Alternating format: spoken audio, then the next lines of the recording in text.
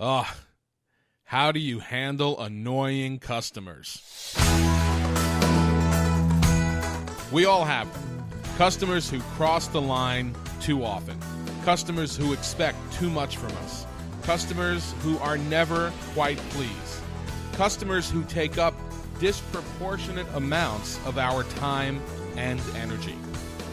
I'm John Sanpetro, and on this episode of the Stamping Is My Business podcast, we're going to answer the question, how do you handle annoying customers? First of all, let's just acknowledge that you do not deserve these types of customers in your life. These types of customers are not good for you or your business, and I'm serious about that. Even if they're spending money, believe me when I tell you, you're still losing so much more on the back end because they're just sucking you dry. They're sucking your energy away, and it's costing you in other places. So the goal here, as we talk through this, is not to tolerate them or how you can best tolerate them. The goal of our discussion today is how to eliminate this unacceptable behavior or eliminate the customer. The first thing you have to make sure you're doing is establishing boundaries. You can't expect customers to play by the rules if you don't have rules. If you don't have boundaries, if you don't know what the rules are, if you're not clearly defining those lines, then you're part of the problem. And you really can't expect the customer to know what those lines are if you don't. You really can't expect the customer to cross an imaginary line or not cross an imaginary line. It's got to be something clearly defined. So what do I mean when I say establish boundaries? Well, a couple of examples. Having registration deadlines, okay? Making sure that if you have an event, people have to sign up by a certain time in order to participate. Having rules regarding prepaying for those events. Making sure that your customers are paying in advance in order to be part of that event. Having a very clear refund policy, very important. Letting them know what they can or can't bring to events. Now that's two categories there. One, items. What can you bring and what can't you bring? And also people. You know, a lot of people who come to your events will sometimes have another person in tow. Sometimes they'll have their kids. That may be okay with you, but that may not be okay with you. And it's important that you make a determination and you let other people know what that determination is. You have to let people know what is acceptable conduct at events.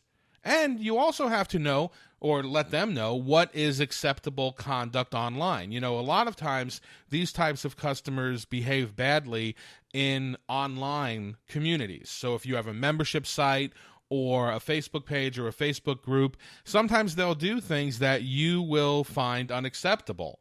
And so it's really important to make sure that you clearly state the rules. For example, in my free Facebook group, Stamping Business Builders, right in the cover photo, right at the very top of the page, I list the rules, and they're not that many. Okay, but they're very simple, very straightforward. They're very clearly defined. And so if somebody breaks the rules, they can't say they didn't know about it. Now, once you've established the boundaries, it's also important for you to enforce those boundaries with everyone. And this is really important. The with everyone part of this is really critical. You can't play favorites. Boundaries, whatever you establish, are only as strong as your willingness to enforce them. If you're wishy-washy with your enforcement, people are going to be wishy-washy about paying attention to them. People are only going to take your boundaries as seriously as you do. And so it's really, really important to make sure that you're playing that you're not playing favorites, that you're enforcing those boundaries with everyone. And this is actually a good thing. I know probably there are a few of you listening to this who are thinking about a person or two who are maybe friends of yours or who you have a particular relationship with, and the thought of having to enforce a particular boundary with them is making you uncomfortable. But think about it like this instead. By enforcing these boundaries with everyone, you don't actually have to single anyone in particular out yet. And that's important because that's going to make things a little more comfortable. Believe it or not, establishing these boundaries and then enforcing these boundaries with everyone is going to go a long way to avoiding the problem customer problem. Now, let's say they don't get the hint. And let's say that in spite of you doing everything properly up to this point, let's say that they're still behaving badly. You still have problem customers. In this case, now you have to have a one-on-one conversation. You have to tell them in no uncertain terms what they're doing that's unacceptable, and you have to ask them to cease behaving in that way. You can't be ambiguous about it. You can't beat around the bush about it. The conversation needs to be professional. It needs to be polite, but it also needs to be direct, and it cannot be left open to interpretation. This is very, very important. So if you have a problem customer who basically isn't getting the hint, you need to have a private conversation with them. Again, I know it's going to be probably an uncomfortable one, but you need to be professional, direct, to the point, and unambiguous about it. You're giving them a chance. Now, in most cases, this is where it's going to end, okay? Because most people, when you confront them about a particular behavior, they have no idea that they're actually doing whatever you say that they're doing. They really don't. And a lot of times they'll be very apologetic when you have that conversation, and they'll immediately stop. They'll thank you, believe it or not, for bringing it to their attention. And they don't want to be perceived as rude or a problem. And so they'll stop that behavior. And that's what's going to happen. That's almost every time that's what's going to happen, honestly. But occasionally, it's not going to help. Occasionally, some people aren't going to be able to help themselves.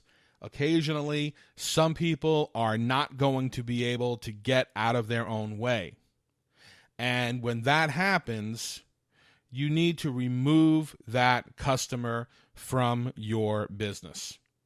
Here's the thing you need to understand. It's your business, okay? You are not obligated to take their money. You are not obligated to accommodate everyone. If you deem someone to be detrimental to your business, you do not have to continue doing business with them, and you shouldn't. Okay? It's just not worth it. And having that conversation can be difficult. Having that conversation may be tough, but it's absolutely necessary. And again, when you have that conversation, you can be very professional about it, but also unambiguous. And you can say, we've already had a conversation about this type of behavior. I've asked you to please cease this type of behavior. Unfortunately, for whatever reason, you've been unable to do that. Going forward, I think it would be best if you and I stopped doing business together. And that's it. You don't need to explain anything else. And at that point, you can remove them from your lists and you can cease communicating with them. You don't have to drag it out. It doesn't have to involve a lot of time and energy and drama. The whole point, frankly, of doing this is to remove the time and the energy and the drama from your business and from your life. Again, it may be tough, but trust me when I tell you, you will feel better in the long run. Now, Hopefully, you won't have to deal with this too many times in your business. And as I said earlier, if you're maintaining and enforcing clear boundaries, these occurrences will be very few and far between. When you do have to deal with them, though, deal with them decisively and move on. If you enjoyed this episode of the Stamping is My Business podcast, please feel free to like it, share it, subscribe to it, and listen to more. You can find us on iTunes, Google Play, our website, stampingismybusiness.com, and on our Facebook page, facebook.com/stampingismybusiness. If you have questions or ideas for future episodes, please email them to me at john@stampingismybusiness.com. This is John Sanpetro, and I'm just trying to get you paid.